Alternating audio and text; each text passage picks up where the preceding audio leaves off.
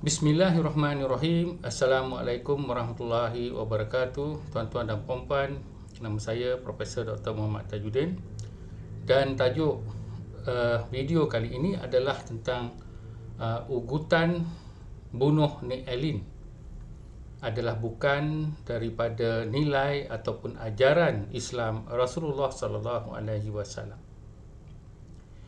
Senario yang dimaksudkan di dalam tajuk ini adalah berkisar daripada kes Nik Alin dan anak perempuannya yang telah mencabar undang-undang syariah yang bertembung dengan undang-undang persekutuan dan telah diputuskan bahawa beberapa undang-undang syariah itu tidaklah boleh dipakai oleh panel 8 hakim. Maka di sini dikatakan bahawa oleh tokoh politik seperti Taqiyuddin bahawa syariah Islam, iaitu hukuman ataupun undang-undang Islam tercabar dan ia boleh menjadi perkara yang buruk bagi Islam. Jadi mungkin daripada ucapan ini timbul beberapa ugutan daripada kemungkinan besar orang-orang Melayu, orang-orang Islam untuk membunuh Nik Alin dan mungkin juga pada anaknya. Jadi hal ini di Malaysia adalah perkara yang malang diberitahu, adalah perkara yang biasa. Di dalam sosial media cukup biasalah kita terjumpa orang nak bunuh apabila seseorang itu berkata yang lain daripada yang sepatutnya didengar oleh orang-orang Islam Melayu, maka nak ugut untuk bunuh. Malahan ada juga nak ugut untuk rogol.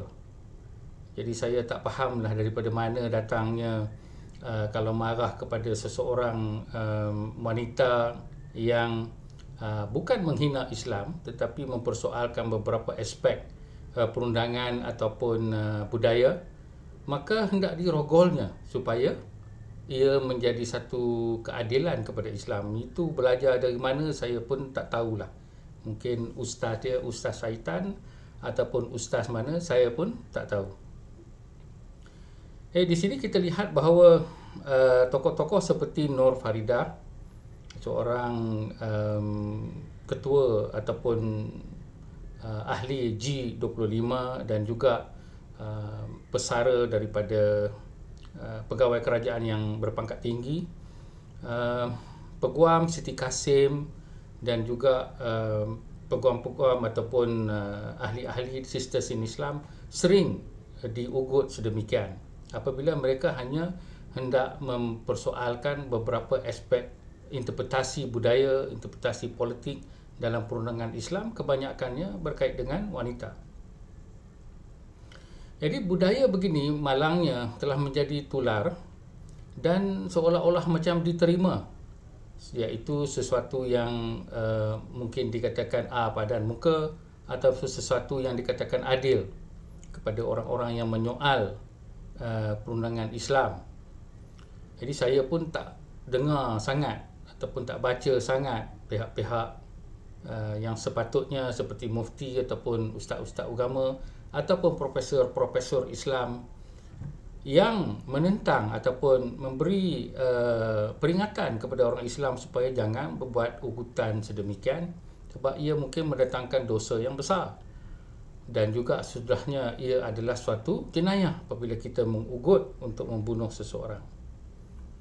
Jadi di sini saya tidak berminat nak mengatakan bahawa Nik Alin itu benar atau tidak, tetapi saya nak menunjukkan ataupun berkongsi pengalaman saya belajar sebagai seorang reformis Islam sewaktu muda dahulu, dan kemudian kita melihat bagaimana Rasulullah sallallahu alaihi wasallam membuat ataupun membina keperwiraan ataupun ketokohan perjuangan di dalam Islam yang sebenar. Serta kita juga akan melihat dan berkongsi bagaimana tokoh-tokoh Islam yang moden seperti Anwar Ibrahim, seperti Maududi, seperti Hamka, Said Qutb, Hasan al-Banna, bagaimana mereka menghadapi ugutan-ugutan dan juga cabaran-cabaran yang lebih besar. Di sini kita lihat bahawa pertamanya, di dalam saya ingin berkongsi sebagai ahli reformis, maka dikatakan bahawa sewaktu saya mempelajarinya, saya mempelajari bahawa kita sebagai reformis Islam perlu berbuat baik, perlu menimba ilmu dan juga bersabar serta istiqamah menghadapi cabaran. Kita juga diajar tidak berdengki dengan sesiapa walaupun mereka berkata pedas ataupun berkata macam-macam perkara. Dan tak pernah pula saya belajar daripada mana buku-buku yang saya baca bahawa kita boleh membunuh seseorang tu hanya sebab dia mempunyai pandangan yang berbeza tentang sejarah Islam, politik Islam dan sebagainya. Lebih-lebih lagi, tak pernah langsung dikatakan bahawa merogol wanita yang menentang beberapa pandangan Islam itu sesuatu yang adil. Itu macam saya kata, saya pun tak tahu mana mereka dapat budaya sedemikian. Jadi di sini kita lihat bahawa contoh-contoh yang ditunjukkan oleh Rasulullah SAW di dalam bagaimana baginda memberi pesanan kepada tentera-tentera Islam bahawa kalau kamu pergi berperang, janganlah kamu aniaya orang-orang tua, kanak-kanak, wanita-wanita dan orang-orang yang beribadat ataupun orang-orang yang berselindung di rumah-rumah ibadat. Di sini adalah pesanan bagi tentera-tentera Islam yang memang berjuang, yang nyawa mereka boleh hilang. Tetapi mereka-mereka ini yang di dalam social media yang mengugut, mereka mengugut kaum-kaum yang lemah. Bukan seperti Rasulullah dan para sahabat yang berhadapan dengan bala tentera yang lebih besar dan kemungkinan ajal itu adalah memang besar apabila dikatakan boleh mengancam nyawa mereka sendiri. Terdapat juga budaya yang ditunjukkan oleh Rasulullah SAW apabila dikatakan, dan saya pun telah menyebut di dalam beberapa video, bahawa Rasulullah mencegah, menghalang, memberi amaran kepada orang-orang Islam supaya tidak mengeji-ngeji, berkata-kata kesat kepada kaum-kaum musyrikun yang telah mati di dalam peperangan dengan orang Islam. Apabila ditanya kenapa, dia berkata janganlah berbuat demikian sebab mereka ini mempunyai kaum keluarga dan kaum keluarga ini mungkin terasa sedih dan bersifat berdendam kepada kita. Rasulullah tidak pula menyuruh orang-orang Islam menyambung untuk membunuh atau merogol saudara-saudara wanita kaum-kaum musyrik ini. Dia kata orang-orang yang mati itu jangan kita bercakap keji. Jadi di sini kita lihat perbezaan Rasulullah dengan kita, di mana kita sentiasa terasa marah sikit, kita kata kita nak bunuh. Maka di sini kita lihat juga bagaimana kesabaran Rasulullah di dalam kes di mana baginda telah disiksa oleh orang-orang Taif, iaitu kebanyakan orang-orang muda yang membaling batu, berkata kesat sehingga badan baginda berlumuran darah. Dan apabila baginda menjadi seorang yang berpengaruh dan mempunyai bala tentera yang besar, tidak pula baginda mengambil ataupun membalas dendam terhadap orang-orang Taif yang telah mencederakan baginda. Bandingkan Rasulullah dengan kita yang kata nak bunuh wanita, yang kata nak bunuh anak perempuan ni Elin dan sebagainya, nak rogol lah dan sebagainya. Ini adalah satu budaya yang cukup keji dan tidak ada di dalam apa yang dikatakan nilai Islam yang diajar Rasulullah. Mungkin ada di dalam nilai Melayu atau nilai Islam yang diajar oleh ustaz-ustaz yang tu saya tak tahulah.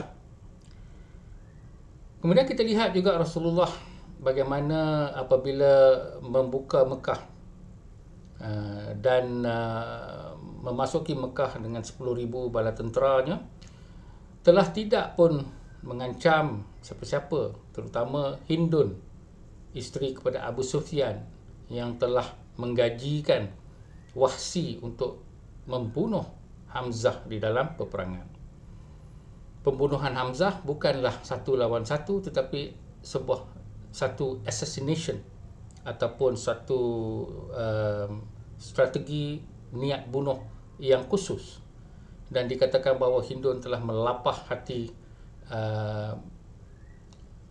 Hamzah, yang mana apa yang dikatakan mencederakan mayat-mayat adalah suatu keadaan ataupun sikap yang cukup buruk walaupun di kalangan orang-orang yang bukan Islam pada ketika itu. Tapi Rasulullah tidak pula nak membunuh atau nak merogol Hindun dan sebagainya. Malahan diberikan keamanan, dan mereka ini setelah itu menganut agama Islam. Dan akhir sekali adalah di dalam mana-mana peperangan seperti peperangan Badar, kita lihat pejuang-pejuang Islam itu berhadapan dengan bala tentera yang lebih besar, yang lebih berkelengkapan, yang mana kita nak bandingkan diri kita senang-senang nak bunuh orang yang tidak ada senjata. Apa punya lelaki saya pun tak tahu yang nak mencabar, nak membunuh wanita, apatah lagi nak merogol. Jadi kalau diingatkan bahawa dia akan dapat pahala ataupun dia bersikap sebagai pejuang Islam, bandingkanlah dengan Rasulullah. Itulah perlu kita menimba ilmu, membaca. Saya tak pernah terlintas pun, walaupun Tun Mahathir dan orang-orang UMNO dulu cukup kejam kepada Anwar Ibrahim, tak pernah terlintas pun nak bunuh dia ataupun nak bunuh anak-anak dia, tak pernah. Sebab tak pernah diajar daripada reformis Islam dan juga buku-buku yang telah dibaca. Ini masalah dia. Apabila dia cakap pasal politik Islam, ramai yang cepat nak mempertahankan Islam dengan cara nak bunuh orang, nak menghina orang-orang bukan Islam. Ini bukan saja menghina orang Islam, tetapi nak bunuh. Di mana belajar budaya sedemikian? Sekejam-kejam ucapan Hadi Awang pun tak pernah pula saya dengar dia menghendaki orang untuk membunuh wanita sedemikian dan sebagainya. Cuma dia menghina orang-orang bukan Islam, dan juga orang-orang Islam pun dia hina juga dengan kata-kata yang kesat, tetapi tidak mengajak sehingga untuk membunuh seorang seperti Nick Allen, seorang wanita yang tidak bersenjata dan sebagainya, ataupun apa yang dikatakan commit murder. Kemudian kita beralih pula kepada tokoh-tokoh reformis Islam, yang mana mereka seperti Said Qutb, Hasan al-Banna yang telah dipenjara dan dibunuh. Maka ini adalah mereka-mereka yang menjadi pejuang-pejuang Islam yang mati syahid. Ada juga di antara orang-orang Melayu atau orang-orang Islam yang ingat bahawa kalau mereka bunuh ataupun bom konsert yang ada orang-orang bukan Islam, perempuan, kanak-kanak, orang-orang tua, maka mereka pun akan masuk syurga. Saya tak tahulah yang itu terserah pada Allah Subhanahu Wa Taala, tapi sesungguhnya di dalam pelajaran reformis Islam tu tak pernah kita nak membuat tindakan seperti IS yang membunuh orang-orang awam di dalam gereja, di dalam rumah ibadat, di dalam kelab-kelab malam dan sebagainya, hanya kerana mereka ni orang-orang bukan Islam dan untuk meraih apa yang dikatakan political points. Di dalam penulisan-penulisan yang saya baca daripada tokoh-tokoh seperti Hasan al-Banna, Said Qutb, Anwar Ibrahim, Hamka, Maududi terutamanya, pun saya tak pernah membaca mereka mengugut siapa-siapa yang kononnya nampak mengancam Islam dari sudut menghina Islam ataupun mempersoalkan beberapa perundangan Islam dan sebagainya. Apa yang dikatakan selalunya adalah menimba ilmu, memberi fakta, membuat debat yang bernas dengan hikmah, dan juga penuh dengan adab. Adab berdebat, adab untuk berbahas, bukan mengeji-ngeji. Adab berbahas dalam Islam tidak termasuk mengeji, menghina dan juga memburuk-burukkan seseorang itu di khalayak ramai. Jadi di sinilah apa yang saya ingin kongsikan, pengalaman saya di dalam Islamic Reformist dan juga bacaan-bacaan saya terhadap hadis-hadis, ayat-ayat Quran yang mengajar kita untuk bersabar, menimba ilmu, beristiqamah dan juga cuba membuat perdebatan dengan cara sihat dan juga tidak menghina ataupun tidak ada apa-apa untuk mencederakan sesiapa sahaja. Di sinilah kita harus merenung dan membuat refleksi. Adakah kita mengugut ini sesuatu yang kita kata untuk Islam? Itu bagi saya sudah sah, bukan untuk Islam, tetapi untuk ego ataupun kecetekan ilmu serta kecetekan ataupun kesempitan roh ataupun jiwa masing-masing. Tuan-tuan, apabila wanita-wanita seperti Nik Elin, anaknya Nur Farida Siti Kasim mendapat ugutan ini, kita harus fikir hidup mereka akan sentiasa di dalam ketakutan. Jadi di sini, adakah ini yang kita mahukan kepada seseorang itu? Dan yang kedua pula, ia memburuk-burukkan Islam apabila kita tak dengar tokoh-tokoh Islam atau pegawai-pegawai Islam yang menghalang ataupun yang menolak keadaan di mana ugutan-ugutan ini adalah sebagai sesuatu yang langsung tidak diterima oleh Islam yang sebenarnya. Kemudian kita juga melihat bahawa ugutan untuk membunuh wanita yang mungkin lemah dari sudut tenaga, tidak tahu selok-belok berlawan dan sebagainya, memperlihatkan kebaculan diri sendiri sebagai lelaki, di mana sifat kelakian kita. Akhir sekali kita lihat bahawa dengan ugutan ini ia boleh menempah dosa dan juga ia menjadi sesuatu jenayah. Dan kalau dipastikan identiti orang-orang yang membuat ugutan ini, yang selalunya tak ada nama lah, iaitu di dalam sosial media, sebab mereka ni berani sangatlah, maka ia akan menjadi suatu jenayah yang boleh dihadapkan kepada hukuman di mahkamah. Di sini saya ingin akhiri bahawa haruslah kita berhentikan keadaan di mana kita nak bunuh orang, sesiapalah, orang bukan Islam ke, nak bakar kereta dia ke, nak bakar rumah dia ke, nak bakar seluruh keluarga dia ke. Kesemua ni kita ingat ia ada sesuatu yang bersehaluan dengan nilai Islam. Saya mengatakan bahawa sudah 35 tahun lebih saya membaca dan juga berkecimpung di dalam politik Islam, serta mengamalkan nilai-nilai Islam dan baca banyak buku hadis, tafsir Quran. Saya tak pernah terasa pun perkara ini sebagai sesuatu sehaluan dengan Islam.